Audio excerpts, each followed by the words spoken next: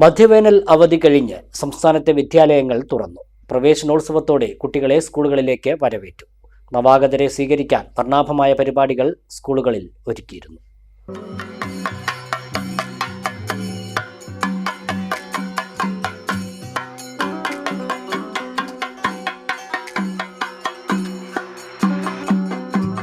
കുട്ടികളുടെ കളിച്ചിരികളും കലപിലയുമായി സംസ്ഥാനത്തെ വിദ്യാലയങ്ങൾ വീണ്ടും ഉണർന്നു.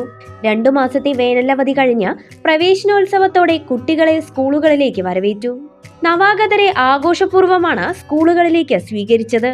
കുട്ടികൾക്ക് മധുരം നൽകിയും പാട്ടും കളികളുമെല്ലാമായി ഉത്സവാന്തരീക്ഷത്തിലായിരുന്നു അധ്യയന വർഷത്തിന്റെ തുടക്കം.